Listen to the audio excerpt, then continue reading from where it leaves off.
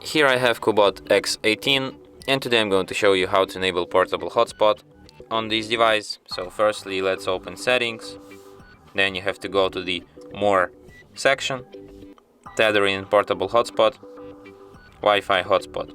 Here you can enable your hotspot. Here you can set it to after how many minutes of idle it will turn on or turn off automatically. So like you can set it to be 5 minutes or 10. Here you can change some other options. For example, here you can change its name, here you can select its security protocol, here you can change its password. You can also change its AP band. You can reset OOB preferences here. And you can set maximum amount of connections. There's also a VPS Connect feature here.